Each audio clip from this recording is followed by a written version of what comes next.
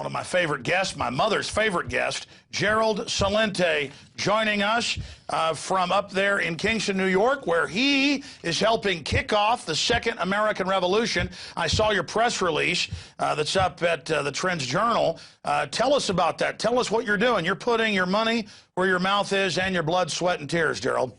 Yeah, I'm buying into America, the real America, not what it's become. And I bought a building on the most historic corner in the United States, the only place on each corner where there's a pre-revolutionary stone house.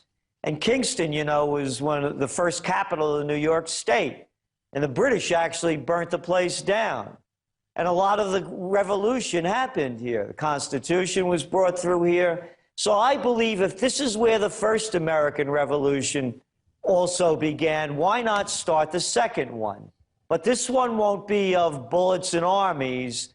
It'll be of mind and heart. And again, this is the real America, not the America that they've stolen from us. And so what I'm doing is my campaign is stay home, don't vote. People are going to vote for a lesser of two evils. What self-respecting person would vote or have anything to do with an evil? Lesser, greater, it's evil. And look what's going on, Alex. You know, I've been around for a long time. I began my career, by the way. I used to run political campaigns in Westchester County when I out of graduate school. I was the assistant to the Secretary of the New York State Senate. And you know the list of contributors to the Trends Journal. I mean, it's Dr. Paul Craig Roberts, former Assistant Treasury Secretary under Reagan. I mean, we're guys that have been around and know the story. Anybody, to me, that votes in this election is going to be an accessory to the crime because it's two crime families that are running the show. The Republicans and the Democrats, Gambinos, Bananos, you can call it anything you want. Now, let's put this in perspective. I said, you know, oh, by the way, I also taught at St. John's University American Politics and Campaign Technology back in 1972. It was one of the first courses on how to run campaigns. So I know a little bit about this. Never, never in modern history has there been such a downbeat election as the 2012. Who cares? There's no excitement in the air. People really could care less about who's running. Go back to 2008, it was a whole different atmosphere. It's because they now know it's a fraud. Correct me if I'm wrong. The illusion has never been more revealed. Congress has a 9% approval rating. People know they're bought and paid for by the same mega banks. Is that what's happening? You got it. You nailed it. No one cares. It's the presidential reality show, and people are tuning out. So my election campaign, if you will, is stay home, don't vote.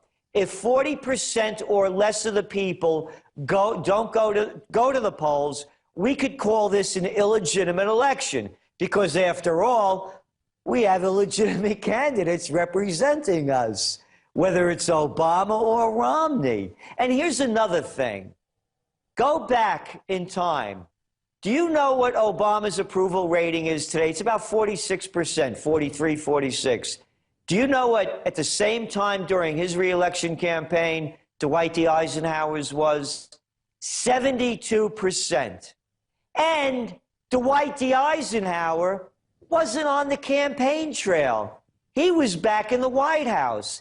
You name me any CEO, whether it's yourself, me, anybody that runs a business, could you imagine being away from your business all of the time as the nation is going to crap? It's the biggest business in the country, and this clown's out there shaking hands, rallying support, and raising money. He's never in the White House. And going on all these different TV shows, like The View and the rest of it, hamming it up with people. The truth is they're total puppets, and Jesse Ventura's new book, Democribs and Republicans, breaks it down for you and I and most people. We're like, yeah, we already know that. Tell us something we don't know. But for the general public, there's still 30, 40, 50%, depending on how you look at it, that do buy in to the structure. What do you expect for them to do as things just continue to slide into this depression and if Mitt Romney gets in, if he doesn't change things? Or do you think it's going to be Obama? Well, we believe it's going to be Obama. We've said this back in October in 2011. We came out with our forecast. I mean, anything could happen, but we see it as Obama again. I mean, Romney, I mean, this guy's stiff. He's colorless. He's humorless. And what is he going to get him on? He's not going to get him on health care because there's Romney care. He doesn't have an economic plan. His only economic plan is don't tax the very rich. Yeah, I mean, no, he's not going to, we don't see him going to anywhere. And if he does get in, what's he going to do? More of the same. It's a two-headed, one-party system. As I've said before, it's like electing somebody as the president of a country club. They're arguing. Should we expand the tennis courts or build another swimming pool? I mean, these guys are totally out of touch with the people. So it's not going to make any difference who gets in. But here's where we see it going. First of all, Obama is going to blame what's going on in Europe as the problems for the United States. The prostitutes will continue to buy it. Number two, it's war talk. Oh, they love war talk. I loved Hillary Clinton the other day coming out against Syria for shooting down a Turkish plane that went into its territory. And that's the way it was first reported. How brazen the act is. What an inhumanitarian regime the Assad government has. Hey, Hillary, you want to talk about brazen and inhumane? How about starting wars in Iraq and Afghanistan, killing millions of people? Does that sound inhumane and brazen? How about Libya? How about Libya? Hey, Hillary, how about your husband? You remember the Wag the Dog episodes when he was caught with Monica Lewinsky. I didn't have sex with that woman. Bombs away over Baghdad. You forgot that one? Or bombing the aspirin factory with cruise missiles whenever some bad news came out. Or bombing the capital of Serbia with DU and tripling birth defects. What's amazing is they're using al-Qaeda against Libya. They're using al-Qaeda now against Syria. And if your Cessna gets off track and goes over a military base, they shoot you down. They admit they're sending jets in from Turkey. Turkey's a NATO ally. They've said they're getting ready to attack them. They shoot it down, and Turkey's like, if your troops get anywhere near your own border, we're going to attack you. They're clearly trying to start a war. I'll never forget, it came out in the White House and Downing Street memos that Tony Blair and Bush met, and they said, let's paint up U.S. aircraft like UN aircraft and have them fly real low and try to get Saddam to shoot them down so we have a pretext. I mean, that's exactly what they're doing here. And then they show one dead girl, don't even prove that Assad did it, and say, we've got to invade now. I mean, you're right. It's so ridiculous.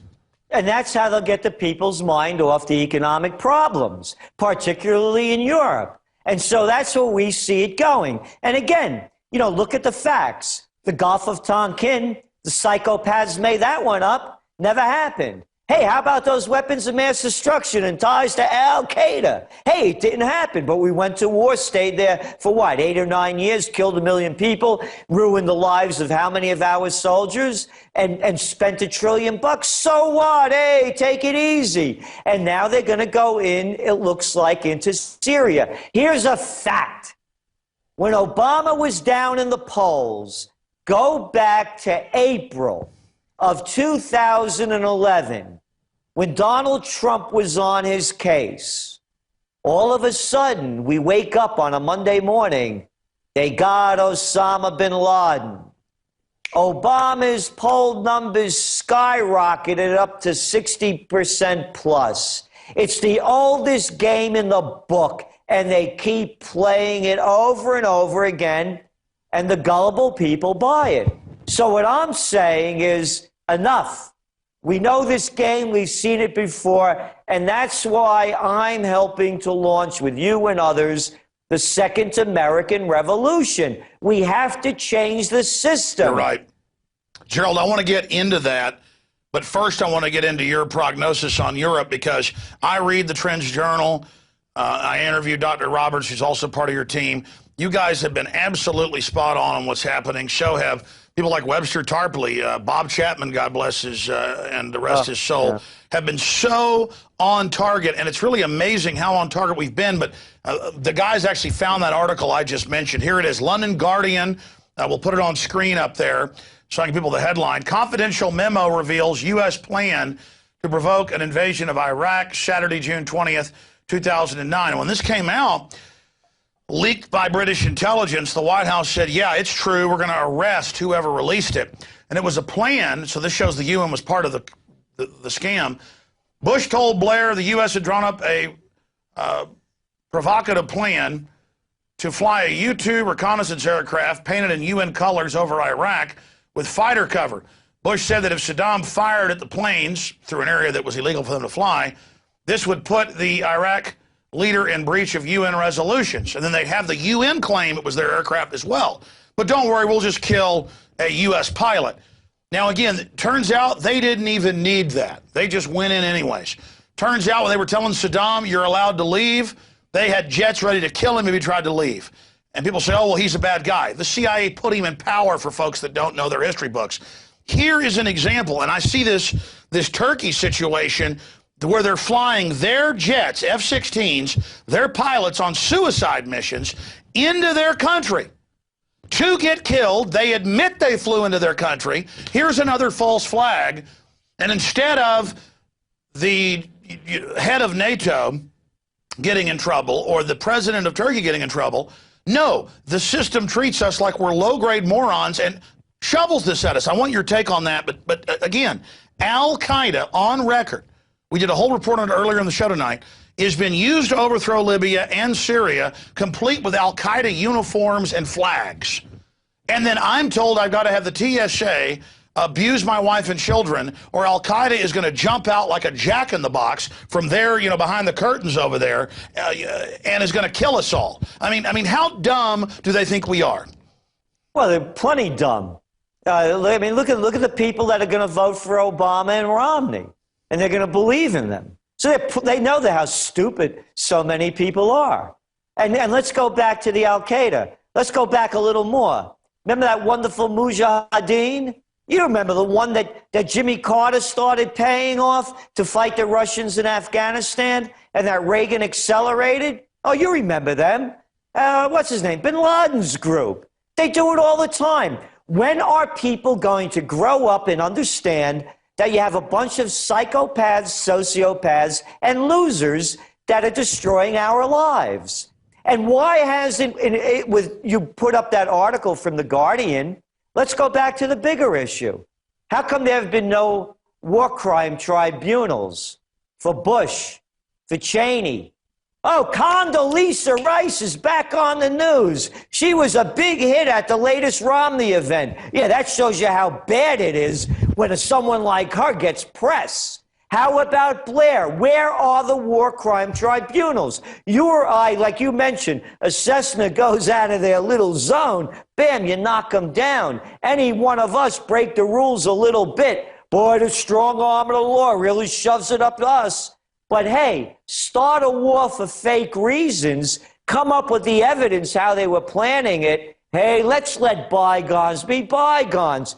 Don't you know who Bush's daddy was? Don't you know that every one of these people, Alex, are better than you, better than me, and better than anyone listening? Except, of course, you trolls out there, CIA hacks, and a bunch of military losers that are waging wars that you can't win that are listening in. Other than them, they're all better than we are. Speaking of that, there are literally hundreds of articles now where the Pentagon admits they're waging domestic psyops. They have accounts with YouTube, Google, everywhere, with fake posters. We've tracked the IPs on Infowars.com and PrisonPlanet.com, where the same military IP address is posing as 8 people having conversations in live time. This is computers. They now have computers. They admit they do, countering us. I mean, this is just outrageous. It's more than outrageous, it's deadly. Let's look at what's going on here. Look how many of our men and women's lives have been lost and ruined. All the families that have been touched. I'm going down the street the other day and I see a young man with his leg, one leg, lost it in Iraq. And then nobody, oh, so what? So what? It was a useless war. Just like you said, sending these guys on suicide missions in Turkey, they don't care how many lives they expend to get off on their sociopathic trips. These are sick people, and they're ruining our lives. They're destroying this country. So let's look what's going on. There's no salvation in Europe. They can't save it. Tomorrow's a big day. Mario Monti, you know, the technocrat over there that was supposed to save the day in Italy that came in for Berlusconi. Last week, he said, if they don't fix it, everything's lost. Well, Mario Three-Card Monti, we're going to prove that he was wrong because it's going to continue to go on. Tomorrow's a big, this Thursday is a big day. There's going to be a lot going on in the Eurozone. They have to come up with another scheme to pull this thing out. What are they going to do? I don't know. Gold prices, by the way, are going down. People are saying they're going down because we're in a deflationary cycle. Nah, has nothing to do with that. Gold prices should be going up because the euro is worthless, the dollar is worthless, the yuan, the yen, the real, they're all worthless. They're dumping money in to pump the system up. So I'm in gold long term. I don't believe this is a bubble. This is very different from when it collapsed in 1980. I was trading gold back then. Whole different world situation. Hey, I'm doing the same thing because everywhere they're devaluing currencies but creating a real depression so that the inflation doesn't get too bad visibly. But long term, either they come out with a new currency and redenominate gold, or gold and silver are going straight up. I mean, that is a mathematical certainty. We've already seen gold go down $500, $600 a few years ago. Then it shot back to heights even greater. But I'm not in gold and silver to even make a profit. It's an emergency backup because I know these paper dollars are going the way of used toilet paper. You got it. And also, you said something very important. You're not in gold and silver to make a profit. You're in there for security and safe haven. You're in there for the long haul, and for me, my golden years, which are getting closer all the time. So I'm not in it for a profit. What do I do profit? My business is my profit. My Trends Journal is my profit. I don't invest gambling, what they call investing. I don't gamble to make a profit. I put my money where my mind and heart is, not speculating. So in going back to what's going on in Europe, Alex, there's no way out. They're not going to come out with a euro bond. The Germans are not going to let it happen where they put all the bonds in one package and come up with an even price. The best they're going to come up with is maybe some kind of plan so that when you put your money in the banks, you don't lose it. But they're not going to be, Spain. I love the Spanish, that guy, Rajoy. No, wait a minute. I'm gonna interrupt you because I don't have a big crew. You don't have a huge crew. We're lean and mean. But I could go back 5 years ago when I first started having you on, or I guess it's about 6 now, time flies. Or I could go back and get Robert 6, 7 years ago, or Chapman 10 years ago. I could go back.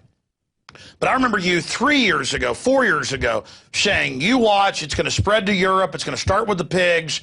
It's going to go through Greece, and then into Spain, and then Portugal, and right down the line, it has been exactly as you guys have said. And each time, here are the mainstream media people who never get it right on purpose because they're lying. Here are you guys out there that are doing the real research, and you're explaining they're going to get another bailout, that won't fix it. Another bailout, that won't fix it. I mean, they don't even wait a week now till demanding a new bailout to the bankers. So break down. You predicted exactly what's happening so far, and now tell us what's coming next in Europe, how you see this shaking out. Well, again, let's go back also. The euro's only online, 10 years? And it can't hold it together in 10 years. It's only 10 years old, and it came in at the height of globalization. It can't make it through bad times. So, go back to Spain. What did they say 3 weeks ago? We're going to need $19 billion. We'll bail out all the banks. Then $100 billion. Now it's $100 billion. It's 100 billion euros, 125 billion. And now they're asking for 300 billion more. It's like every day it becomes a new number. Exactly. And that's only Spain. And then there's Italy. Italy's debt's much bigger than Spain's, more than 2.5 times. They can't get out of it. There's no way out. So what they're going to do, again, NATO, we're talking about NATO. What's with this NATO baloney? NATO is there. They put it in place to protect us from them Soviet unions. Remember that one? NATO wasn't supposed to go into Libya. NATO's not supposed to go into Syria. This is the World Criminal Organization that's put together a global army.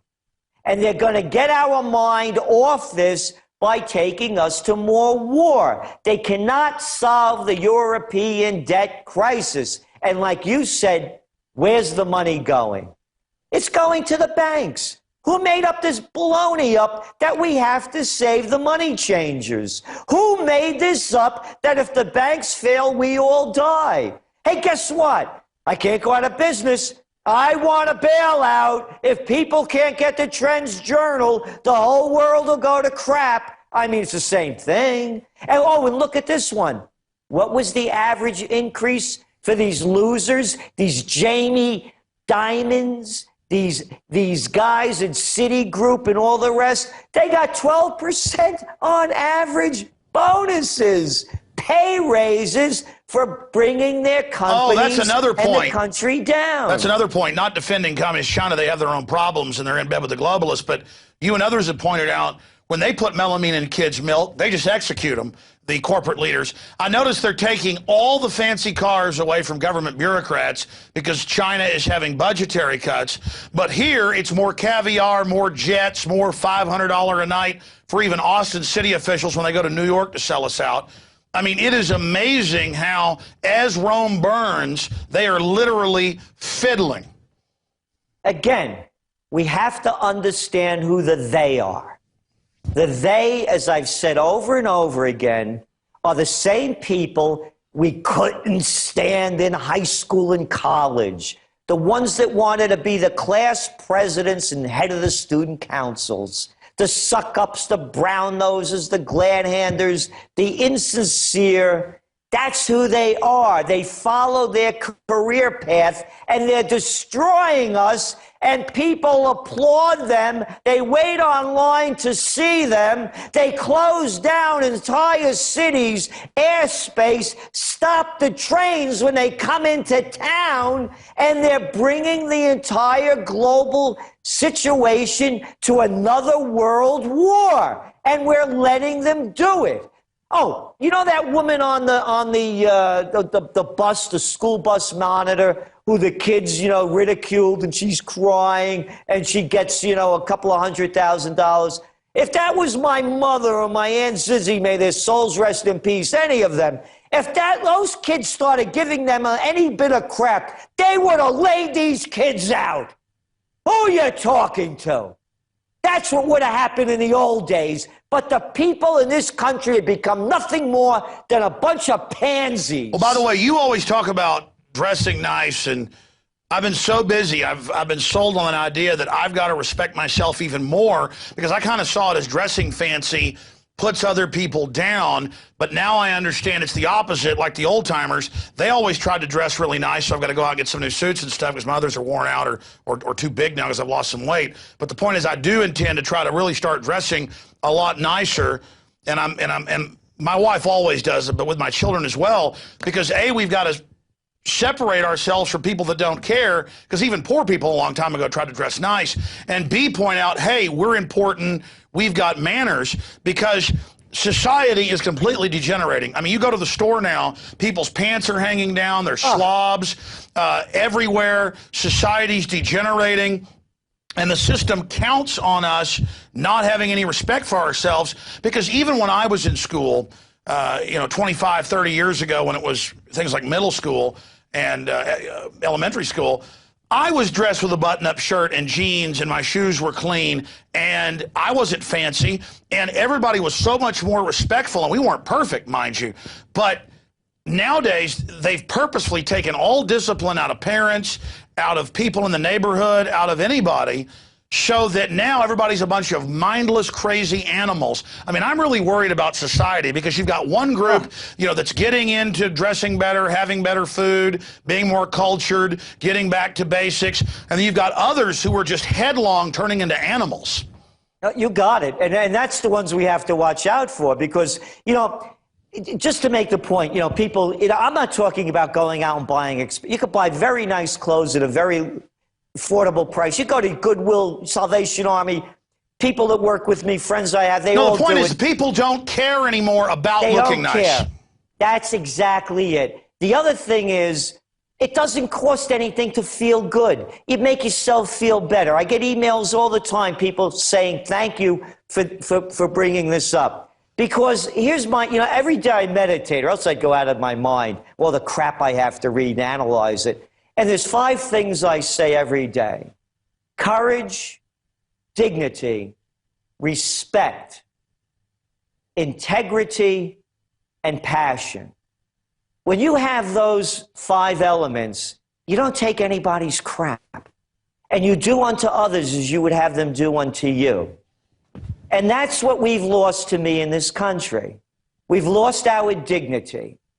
We've lost our courage. Again, that woman crying, you're 68 years old. You're only 3 years older than me. As I said, if that was my mother or aunts, they wouldn't take that crap from little kids. They've lost their integrity. They've lost their passion. And one other thing, you mentioned about being poor and looking well. Anybody could do it. Doesn't cost anything. Go on the internet, look up the Great Depression. Look at the way the people dressed. Look at the way they dressed. Even if they were poor, they looked respectable. It's self-respect. And again, that's what the intellectual revolution that we're waging is. One of the heart and the mind. It's about the individual rising up to greater heights. It's as simple as that. Because when you do, you don't take anybody else's crap. You don't give it, and you don't take it. Could you imagine if Romney, Obama, Santorum, Gingrich, any of these clowns, McCain, they started coming in and laying down their line on us and saying, this is what you have to believe, and this is what you have to do. They said, listen, Jack, take it easy, man. Don't save your lines for somebody else. Plays well with the kiddies on The View, but it doesn't play so well here. So to me, it goes back to self-respect, dignity, courage, integrity, and passion. Well, that's another point. We've gone out before and hung up flyers just to show people the power of grassroots, defiling the dictator Obama as he launches wars, as he engages in Fast and Furious, as he does all this stuff outside the Constitution. And people can't believe we have the courage to go hang up signs.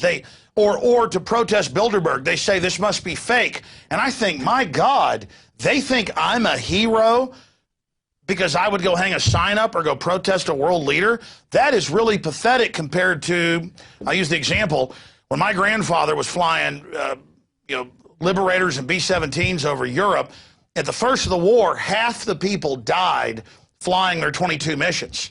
But my grandfather survived. And I think of the benchmark of courage. Somebody like my grandfather who would fly over Europe up against the Germans and had a lot of his buddies die and would never talk about it, by the way. He would never talk about what he did, versus people today who think it's heroic to go bullhorn some limousine of globalists going into a meeting. And it's like, I'm not a hero. In fact, I should do more. I just can't believe the benchmark in taking action is so incredibly low. People are literally spectators, Gerald. Yes, they are. And then there's the other element that we really have to be concerned about. What's one of the headlines today about the increase of violent crime in Chicago, for example? Oh, it's incredible.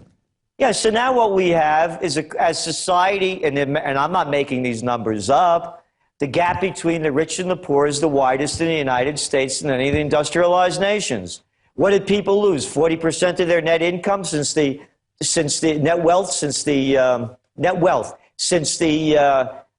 recession began. Oh, wait. So now you look at a whole section of society.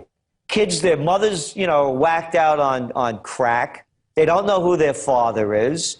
They're whacked out on meth or whatever else. They have no education, no skills, and there are tens of millions of them. You think it's going to be a problem? And you know what the answer is going to be from the morons? We got to crack down on crime, I tell you. Oh, yeah, right. I got it. Let's start another war. You think Detroit looks bad? Let's not even give them a penny. No money for education. By the way, the education system stinks. But we need to educate those who need it the most. Not the spoiled kids, to me, the kids that need it the most. So here's one of the things that I'm going to be working more and more on. I've realized that society goes into a direction because of role models. Whether it's, look, let's look like a moron. It's a role model. Whether it's a Kardashian, whether it's a Justin Bieber, whether it's a Britney Spears, whether it's 50 cents, no sense, whatever it might be. Well, no, the social engineers know what they're doing. They're giving us these punk, disheveled, pathetically ignorant role models, so we'll be like that, so we're easy to control. You got it. So one of the directions that we're moving in with the Trends Journal and the Trends Research Institute is to work to develop new role models. That's where it has to change. And to me, it has to change through entertainment in one of the major factors. Because you know that your audience, my audience, the people that we know, we're only we're maybe 10% of society. The other people are Jersey shored out. Even that I know a name like Snooki is disgusting. So it has to come also from other avenues. So as we're launching the Second American Revolution, that's one of the avenues that we're going to be launching it through, entertainment. Very exciting. Gerald, I want to get back into Europe and what's happening over there and also get your forecast on the militarization of police. In fact, let's just do that now, and then I have this clip off of Kudlow where they're admitting that foreign bankers have dominated and hijacked America, and then the guest go down the line and agree, yes, we absolutely are slaves to international bankers, but then, it's kind of a good thing as the Federal Reserve knows best. So it's just really off the charts to see it becoming this transparent. But first, you mentioned the degeneration of society. They were getting ready for this derivatives collapse over a decade ago. Oh, yeah. I mean, they understood the Ponzi scheme. They knew where it was going. The issue is they may have even overdone it in their fraud. And so that's, I think, where the debate lies. But now in St. Louis, Missouri, and everywhere, and I've talked to police, but also the head of the Army, the Secretary of the Army, actually, just 2 weeks ago in the CFR wrote that, yes, they're going to have 4,000 armed troops, a brigade, regular Army or Marines in every major city, and they're going to run checkpoints. And then suddenly, they're rolling around, and the news is like, people like it. It fights crime. It's the rollout of martial law beginning, and it's in the big black neighborhoods everywhere. So you ship the drugs in, you dumb the people down, you screw up the education, you send everybody to jail so they come back, and that's the only education they got is from a prison. It is what it is. But they're going to sell the entire police state, and I said this a decade ago, and here it is happening, first off of the imploding inner cities, predominantly around black folks. But then as the rest of society implodes, it's going to happen to everybody. But then they sell people, that's just the black neighborhood. I'm getting calls and emails, and I see comments on my videos online saying, Alex, yeah, they're getting ready for martial law because of, what's happening in Chicago, these gangbangers. Well, why did MTV and this culture magnify this? My point is that they're going to do it in these areas and then expand it out everywhere else. And here it is. Martial law is being quietly put in place. That's my analysis. What's your take? Oh, it's one of our top trends for 2012. We're on the same page. We said as the economy continues to worsen, they're going to continue to take more of our rights away. It began, we saw it coming. You reported on it heavily, so did I, about the National Defense Authorization Act, signed by El Presidente of Los Estados Unidos. I say that because we become a banana republic on New Year's Eve when no one was watching. And what did that allow it to do? Among other things, it repealed the Posse Comitatus Act of what, 1878? Yep. Which allows the military to perform police duties. Wonderful. Oh, and what's that new executive order that El Presidente signed in March that allows him to declare martial law at, quote, a potential threat? Yeah. No, it's all in place. And so what's happening is that America's turned into a fascist state. It's right in front of us. And you pointed it out well. They put these stupid people on the air, the prostitutes. Well, I'm really glad that the military's here because now, you know, they could stop the crime. They put one after another on, and the same thing happened in New York last week when the guy forgot to plug in the metal detector at JFK, and they brought the airplanes back off the tarmac. And somebody from San Diego said, well, better safe than sorry. When was the last time an airplane blew up? No, they're selling this idea that if there aren't perfect checkpoints and troops, Al-Qaeda's going to get you. Meanwhile, Al-Qaeda publicly works for them. You said it. You gave the details. They're in Libya. They're in Syria. Began in Afghanistan. Exactly. I'm telling you, it comes down to something very simple, and people don't want to recognize it. We have sociopaths and psychopaths destroying our lives. It's no more than that. And people are tolerating it. They don't know better than we do. And here, just for the track record, everything they touch, they turn to crap. You want to start a war? Could you ever win one? Oh, you're going to bail out and spend trillions of dollars to help your buddies at the bank? Hey, it didn't work. Oh, Obama, you said that by 2010, that's right, 2010, the unemployment rate would be down to 7%. Gee, it's over 8%. What went wrong? One thing they do, Bush going into And those Iraq, are all cooked numbers. Let me ask you this question, and then I want to get to this world government clip from Kudlow and CNBC, legends in their own minds, as they almost have no audience now. That's another issue. But what do you see happening long term? Because history shows the attempts to start war with Russia isn't going to go well. The attempts to set up this police state isn't going to go well, because as the troops go bankrupt, as their money won't take care of their wives and kids back home, they're waking up. As they're told to serve 5, 6, 7 tours, it's not working. I mean, I don't see this working for the white shoe boys, and I already see the white shoe boys, as you described them, buying armored redoubts in the Caribbean and Europe and the Cook Islands and Australia. So I already see a lot of them leaving. So that doesn't bode well for their structure if they're already, getting a get-out-of-town plan. Well, they had the wherewithal to do whatever they want at any time, so they could stay or leave. They're just making, contingency plans. It's coming down. The whole thing is collapsing. As you pointed out, the troops in St. Louis and everywhere else they're going to be putting them, all the checkpoints we have now, the new legislation that I've seen you reporting on, the House legislation that allows the TSA now to be everywhere, that they're going to be pushing through. So they're putting everything into place. You make the point about, will the troops follow orders? I recently received an email from a soldier from the former Czechoslovakia saying how they refused to obey orders. They were young guys, and they wanted them put down riots and rebellions, and they wouldn't do it. Will the American soldiers and police do the same thing here? Will they fire on their brothers? From what I see now, I'm afraid they will, because I see what they do with the Occupy movements.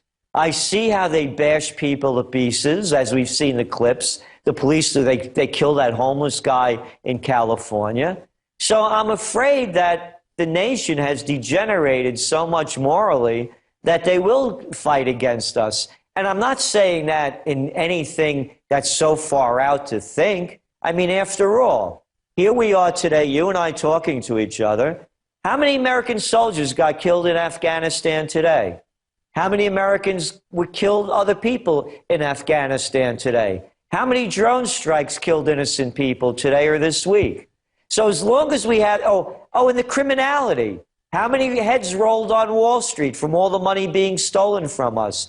Who are these? I love this term. They call them overzealous prosecutors who beat up the people like us. the smaller people on the level. But where are these overzealous prosecutors prosecuting the real criminals? So I don't see it happening, Alex, because it's immorality at every level. You don't, as I said, you haven't seen one head roll on Wall Street. And what do they do?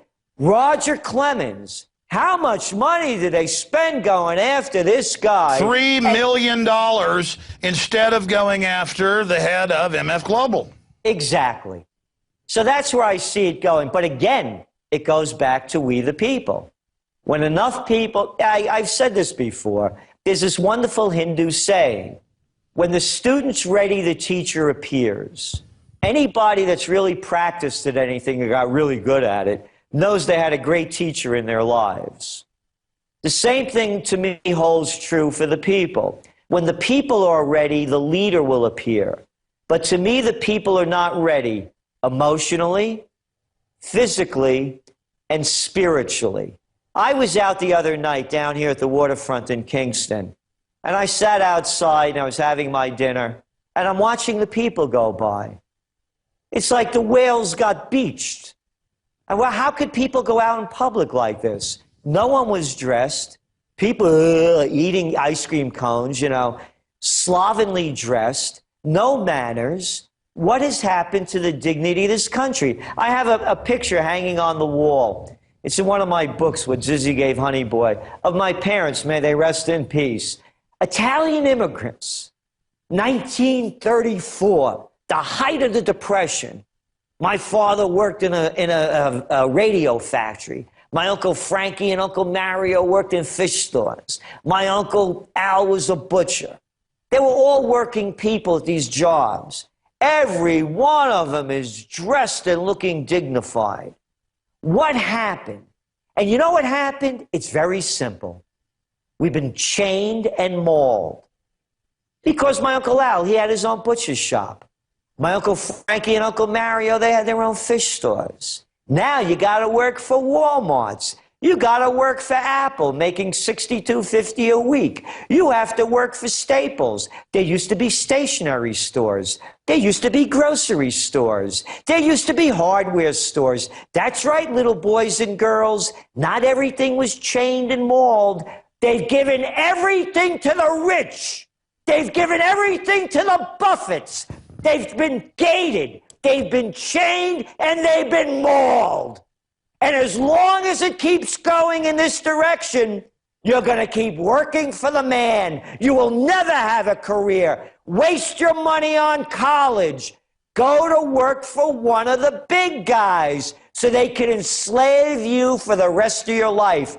That's what's happened to America. We used to have neighborhoods. We used to have entrepreneurs. It wasn't gobbled up by the greedy Tysons, the fat Cargills, the bloated Buffetts. How many more billions do you need?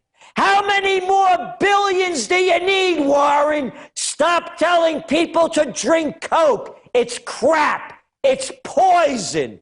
They're poisoning our minds, our bodies, and they've robbed our spirit. So as long as we keep going in this direction, you know my motto, break the chains. Olive Garden's not Italian food. Pizza Hut isn't pizza. Oh, I loved it. They had the clown out there. The prostitutes rolled out the McDonald's clown. They're chef. They're chef. There's no such thing as a chef at McDonald's. He said none of the food is unhealthy, and they let him get away with it. Oh, you're right, but there's two different things happening. Either people are getting more in a zombified, gray, blobular fashion, just little automatons that are programmable, or they're awakening, and those two things are happening. But I want to play you this clip, because before we went on air here, I asked if you'd seen this. You said you'd read the transcript. This is from CNBC a few days ago, and it goes on for like 4.5 minutes, where each guest agrees, yes, we're absolutely slaves, but then they go on, if you watch the full clip that's at Infowars.com, to say, but it's good that we're slaves because the Federal Reserve knows best. And I've seen this in The Economist. I've seen it in the Financial Times. All of them are like, yeah, technocrats run things now. You know, they appoint the leaders now, but they know best.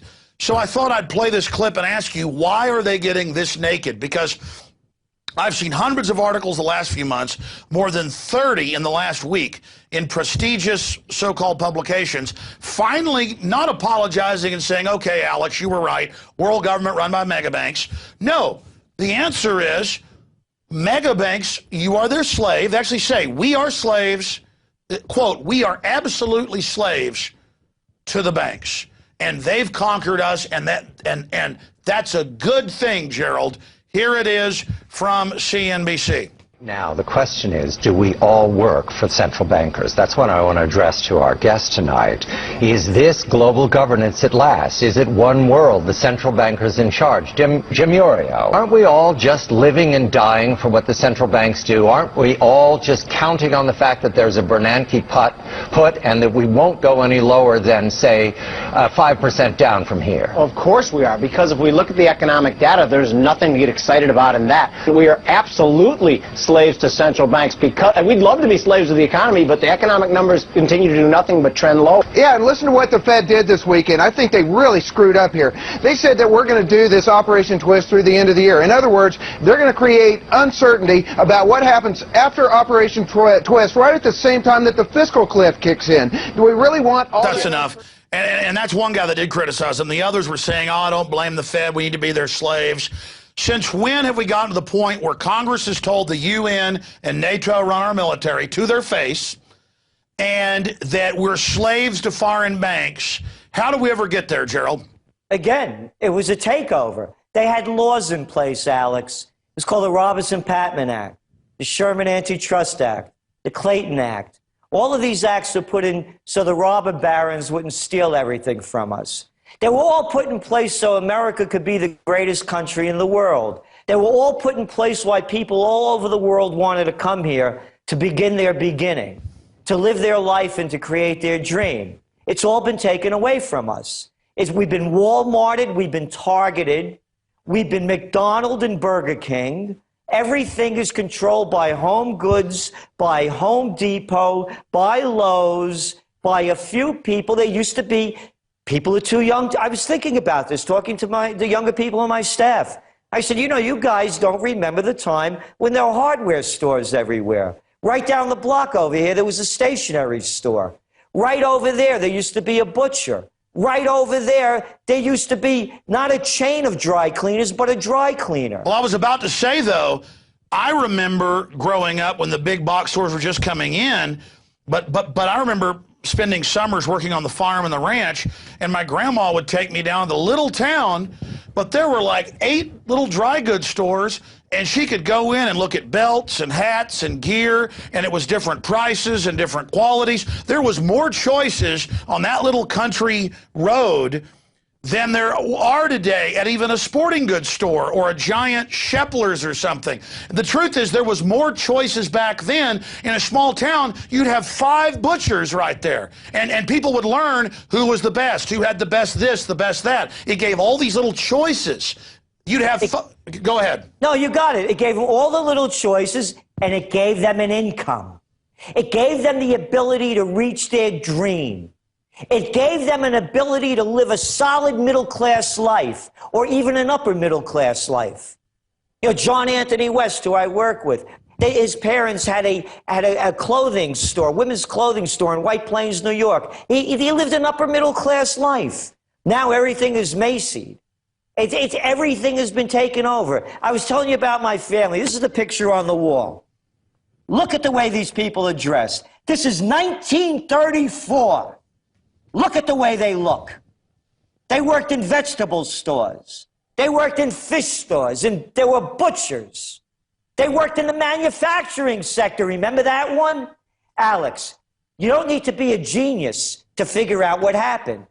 We were sold out. We were sold out by Clinton. We were sold out by Reagan. We were sold out by Nixon. We were sold out by Carter. We were sold out by Bush. And we're being sold out by Obama. Every one of these presidents after Eisenhower began to sell our nation out. Nixon taking us off the gold And standard. Eisenhower warned us about the military-industrial complex taking over. And now today, you turn on any ball game, it's nothing but troop worship, but it's not even worship of the troops. It's worship of them taking over. It's like living in a fascistic science fiction movie. It is. Look, go back to our trend alert following when Henry Paulson, the former CEO of the Goldman Sachs gang, anointed U.S. Treasury Secretary under George W. Bush, began the whole TARP baloney. We had to bail out the banks. We sent out a trend alert. Washington has hijacked Wall Street. It's the same thing. It's a takeover. Fascism, by definition, is the merger of state and corporate powers. They use the military as enforcers for the political and financial crime bosses. That's all it is. And as classic tyranny comes to us, we're supposed to just fall down and worship the troops aiming machine guns at us. It's unbelievable. Gerald Celente, we're going to put your website up on screen there for people to visit it. People can subscribe there, also sign up for the Trends Alerts. They can get your books as well. Tell us about your books. Tell us about the Trends Journal. Tell us about the work you're doing. I know there's a lot of fake websites out there claiming to be you. There's two URLs that really are you, so make sure and make that note for everybody. And then in 5 minutes, because I've been asking the question, other points that you think are important for people to know. Well, first of all, the Trends Journal, I just want to mention a couple of things about it. Our staff is unparalleled. There's not a group of trend forecasters or free thinkers writing in trends than we have, whether it's Nomi Prinz, Dr. Paul Craig Roberts, of course, John Anthony West, who, by the way, is famous for his work on the mystery of the Sphinx. It was a major NBC special with Charlton Heston narrating it a couple of years ago, proving that the Sphinx predates the Sahara Desert because of the watering, which brings it back to about 10,000 BC, not 2,500 BC. The importance of that is that civilization's a lot different than the way they're telling us. Yeah, the history we've been told is not accurate. Yeah. And then we have also Anthony Freda, our illustrator, nationally award-winning illustrator, Ben Davis, one of the top science writers in the world. So it's really, you're going to find trend information and history before it happens like you won't find anywhere else. And as you well know, we're preparing people for what's ahead. So not only are we telling the history before it happens, we're giving you the opportunities of how to prepare and plan for what's ahead. And what's ahead is this. We're already in the first great war of the 21st century. Let's just add them up, Alex. Bahrain. Oh, they don't talk about that because the Fifth Fleet's there. It's riots virtually every day. Yemen. We're sending Predator drones in there as well. Saudi Arabia has actually invaded Bahrain, but they just call them protectorate troops. Then we're going into Syria. You see what's going on over there. A new government is moving into Egypt, the Muslim Brotherhood. Another Muslim government going into Morocco. Tunisia, the same thing. Riots, uprisings, and radicalization. And I'm not saying this is an anti-Muslim. That's the furthest thing from it. One of my good friends and partners in other businesses is Muslim. I'm not like that. What I'm saying is, and again, I wrote this back in Trends 2000 in 1995 and the Trends Journal in 1993, Crusades 2000. They're radicalizing the Muslim people because of American foreign policy. So we keep moving around the globe. Greece, wonderful situation there. Severe depression, only getting worse, plus put on top of that huge immigration problems. People that came in from Afghanistan, Iraq, all of those areas trying to escape the turmoil, Libya, Africa, they can't get out.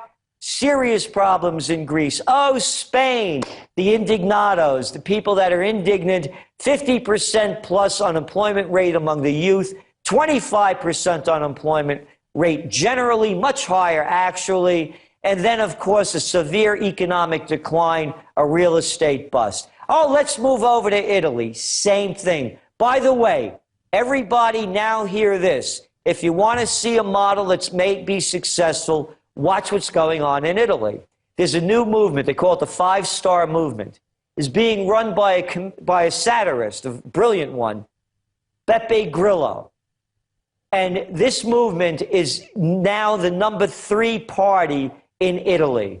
And it may be a model for displacing the two corrupt parties that are running most countries. It ain't democracy, folks, that we have.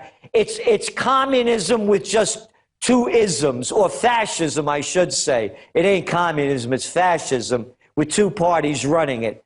That's another overthrow government. Then we go over to the UK. They're in trouble. They're trying to juice the economy. They can't do it. Go over to Brazil. Their economy is now tanking. They're dumping stimulus in. They can't do it. Pick up the news. They're cooking the books in China. They cannot fix the economy if Europe, the #1 importer of Chinese goods, America, the #2 importer, isn't importing. China's not making. Yes, there are a lot of rich people in China, about 400 million, doing well and getting by pretty good. But guess what? They have a population of 1.2 million people, and the rest of them aren't doing well at all. Riots are bubbling up. Then go over to Australia. Hey, Aussies, hey, Chileans, hey, Bolivians. If China, Indonesia, Vietnam, they're not making stuff, Brazil, you guys ain't exporting. The entire global economic system is in collapse. The world is already at wars. There are civil wars. There are regional wars, and there's going to be a world war. Hey, remember Iran? Getting closer to the breaking point. So that's where we're heading. Absolutely. And now we're getting reports of British troops in the north of Syria. Turkey says they'll attack them anytime they want. We've got the Russians. Again, I'm not saying they're angels, but the point is they are not aggressing. The West, run by bankers, America doesn't exist for all intents and purposes, are running missiles and troops and revolutionaries up all into Russia's borders in the West, in the South, in the East. And Medvedev and Putin have said, we've rolled nukes into place. If you keep doing it, we're going to nuke you. I mean, I look back to the Cold War. The Russians didn't talk like that then. To have the Russians saying, if you try to destabilize us, we're going to nuke you. The State Department's trying to overthrow Putin right now. That's admitted. I mean, this is crazy. These bankers that make 40-to-1 bets with your money, like Don Corzine, they may end up causing World War III. These people are nuts. Alex, the timeline is perfect. I've mentioned this before. The crash of 1929, the Great Depression, currency wars, trade wars, world war. That's all it's about. The Panic of '08, the Great Depression, we're in it. Recession, depression, depends what country you go into. Currency wars, they're on. Look at the currencies. The rupee's crashing, the real. Yeah, I mean, the currencies are all in upheaval. Trade wars, they're heating up. And I just mentioned about all the world wars that are starting to heat up. They're taking us to war. The psychopaths do it all the time. It's the money changers. Again, just go back to the beginning. I mean, you talk about Christ. When does the Prince of Peace become violent? Not angry, violent.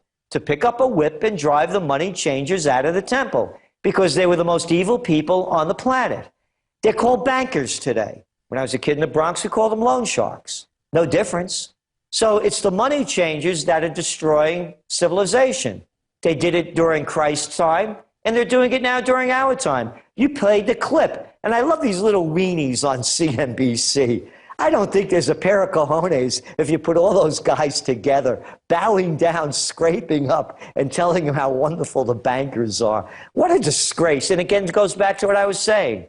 No dignity, no respect, certainly no courage, got no passion, and no integrity. Wonder why we're in trouble? A bunch of yes men and a bunch of soft people like Hillary, because, you know, it's been the Pentagon. It's been the last 3 Joint Chiefs of Staff chairmen have said no to the Iran war. Now they got Dempsey in there, who reportedly, is not too smart and is ready to do whatever he's told. And are we really going to let a bunch of crazy loan shark bankers start a war with the Russians? Because I've talked to a lot of historians, a lot of analysts. They said the Russians would not be saying that if they weren't getting ready to do it. And so, I mean, they're threatening them with nuclear war, and the bankers are like, sure, let's have it. Well, I don't think we're going to see nuclear war, but let's not forget the Russians, you know. I mean, you go back to Napoleon, you know, to Hitler. I mean, nobody beats the Russians. You know, they'll go to the last person, but then they're not going to be the last one. So Russia is not going to tolerate, I believe, more Western imperialism and overreach. They learned what happened with Libya when they agreed to allow NATO to run that humanitarian mission, and I don't believe it's going to happen again. You mean the thousands of airstrikes and ethnic cleansing of the blacks, but Obama has a Peace Prize, though. Well, again, you know, look at the people in charge. This is high school. That's all it is. And the press are no more than the people that used to be, you know, used to write the school newspaper. It's all show. It's red carpets. It's theater. It's the presidential reality show. That's all this is. Right. Well, Gerald, that was an amazing interview. Thank you for giving us so much time, and people can find out more. I mean, I know there's 2 URLs that go to your site. What's the best one? Trends Journal, trendsjournal.com, trendsjournal.com, or trendsresearch.com. And those are the only official Gerald Celente sites? Those are it. All right. Final question. When do the dominoes really hit us here? I mean, I know we're already in a recession, depression. It's bad, but, I mean, will we get to a Greece-like level? Yes. Yes. Yeah, it's collapsing. Our level of debt is comparable to theirs. They're not going to get out of it. The only thing they can do different here is print money to keep the Ponzi scheme going.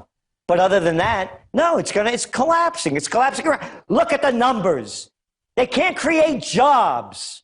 All of these kids that are getting out of college with university degrees and worthlessness and mountains of debt. Here's how the whole game changes, Alex. People used to get out of college, used to get jobs, used to buy houses. Now they get out of college, they have debt that they could have bought a house with, and they don't have a job. They're not going to get out of it. It's only going to get worse. Gerald Celente, well said. Thank you so much for spending time with us. Hopefully we can have an awakening and reverse this before it's too late. And thank you for all you're doing and helping to awake everyone. Well, if we don't turn things around, we have no future. I've got children, and I just, you know, what I'm worried about is when the zombies finally wake up and realize how much trouble they're in, I don't know what they're going to do. They won't do anything. They'll freeze. I tell you this story when I was in the earthquake in Chile. And I'm on the 14th floor. It's the worst earthquake Chile had in 100 years. I was the first guy down, 14 flights of stairs. Everybody froze. How about the Concordia, that Italian ship? They're waiting for the captain to give orders as the thing is going under. What happened with the World Trade Center? The fire in the North Tower is under control. Go back to your offices. Look at the front cover of the Trends Journal. All aboard. Next train to Auschwitz. Kiss those calories goodbye. Take care, Alex. I got to run now. I got a new call coming in. All right. God bless and take care. All right. Bye-bye. All right, folks. Hour-long interview with Gerald. I could see him looking over. I could tell he was getting a call coming in. Wow, that's a way to end the show. And that is what happens. People are living in absolute and total, complete la-la land. And then they call us conspiracy theorists. It's like that libertarian guy we talked about earlier. And he's going around giving speeches, not against the New World Order, not against the global government, not against the admission that we've been hijacked by foreign banks and they're calling it authoritarian world government in the Financial Times of London and saying that's good. No, instead of getting a cigar and, hey, Alex, you were right. Hey, man, if the New World Order was real, here's a cigar, buddy. Hey, man, thank you for warning. We've got to keep these conspiracy theorists that talk about world government out of our midst. We don't want to talk bad about the bankers. Again, this is the crazy level that we've reached as a society. Probably 30% of people in the United States are somewhat awake now. I have tried to target the police and military because they're key in all this. I'd say half the cops are awake, something like 60, 70% of the troops are awake. We have numbers that back a lot of that up. Ron Paul getting 73% or so. It varied month to month of all the military donations for all the Republican and Obama as well. But when they get them in the peer pressure, who knows what's going to happen? All I know is these bankers are going to end up killing us all if we don't stop them. We're going to go to break, and we're going to come back with the exclusive premiere, because we only aired large parts of it on the radio today, but this is it, commercial-free when we come back. The Billy Corgan interview, 40-something minutes long, that we did over the weekend, and we're working hard. We came in here, I'm not bragging, I'm just telling you, some of our crew came in here like Marcos Morales on Saturday, because that's the only time Billy could do the interview before he left to South America for tour. His new album came out this week, was this Saturday. We came in, we did it, he edited it Sunday and Monday. Here it is with all the video and everything added. I'm just telling you, we are busting our butt to bring you InfoWars Nightly News, and I know you're busting your butt with the $5.95 a month to have PrisonPlanet.tv memberships. There's a 15-day free trial running. One membership is really 6 memberships. With the same username and passcode, 6 people can be logged onto your account if you share it with people that you trust. Or create a new passcode. I mean, don't give them the passcode to your bank account. It's the same thing to the website. Word of the wise is sufficient on that, but people actually sent me emails. Well, wait, you're saying share our passcode, they could break it? Well, you can't break in if it's just your username and passcode. That doesn't get them into the rest of your info. You know, that's all separate. But the point is that it's really 6 memberships for the price of 1, and it's what funds this studio, the crew, the people, the everything that's going on here. So jam-packed marathon transmission tonight. It's going to be 2.5 hours of InfoWars nightly news or so. And that's why when the crew knows I'm doing the nightly news, look out here, because Aaron Dykes is doing it tomorrow night. But I taped a question and answer with Alex. It's like 25 minutes long that we're going to air tomorrow night for viewers of and readers and users of planetinfowars.com. And by the way, use that site now to get organized, folks. It's your social network on resistance and activism, preparedness, outdoors, guns, health, video, business. That's an important fight against the New World Order, getting together, dating, breeding prodigiously in the mineshaft gap. Okay, now I'm quoting Dr. Strangelove. Economics, entertainment. Gotta have some fun, you know, makes Jack a dull boy. Actually, all work and no play makes me insane. Gibbering, obnoxious creature. All right, hour-long interview with Celente, Billy Corgan, bombshell interview. We're going to upload this to YouTube soon, and I don't even know what to say or call it. I mean, it was just Billy Corgan on fire. Billy Corgan, exposes the Matrix. Billy Corgan, escapes the Matrix. What do you call it? Billy Corgan down the rabbit hole? Billy Corgan, a voice in the rockstar wilderness. Billy Corgan battles satanic Easter bunnies from Planet 10.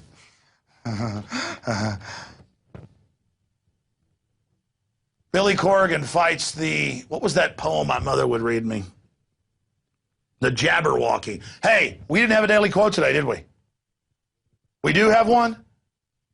Okay, well, let's do it right now. Daily quote. But first, the extravaganza continues. Will you guys pull up for me the Jabberwocky poem? I forget who wrote that. It's some famous guy. The Jabberwocky burbled as it went. That's all I know. And floofled, snoofled, goofled. Was it Lewis Carroll? Lewis Carroll, yeah, I think so. Yeah, the Jabberwocky. There you go. Let's pull that up here. There it is. Thank you. Please, will you put that in the middle for me? From Through the Looking Glass and What Alice Found There, 1872. 'Twas brilling and slithery toves did gyre and gimble in the wabe. All mimsy were the borogroves, and mome raves outgrabe. Beware the Jabberwocky, my son, the jaws that bite, the jaws that catch. They're talking about a TSA worker. Beware the jub bird, and shun the frumptuous bandersnatch. He took his vorpal sword in hand, long time the maxim foe he sought. So rested he by the tum-tum tree, and stood a while and thought. And as if Uferish thought he stood, the Jabberwock with eyes of flame came whiffling through the tungly wood and burbled as it came. 1, 2, 1, 2, and through the vorpal blade went snicker snack. He left it dead, and with its head he went galumphing back. And thou hast slain the Jabberwocky. Come to my arms, my beamish boy. O frabjous day, Callooh Callay, he chortled in his joy. 'Twas brilling and with slithy toves, did gyre and gimble in the wabe. All whimsy were the borogroves, and the mome wraith outgrabe. Now that is news, ladies and gentlemen. All right, now for a Jabberwocky quote from George Herbert Walker Bush. The world can therefore seize, let me say it in his voice, the world can therefore seize the opportunity to fulfill the long-held promises of a new world order, where diverse nations are drawn together in common depression that we cause, to fight Al-Qaeda we created, to achieve the universal aspirations of all mankind, to be exterminated by a world government. I'm sorry, what? Oh, yeah, there he is holding hands with his date for the evening. Anyway.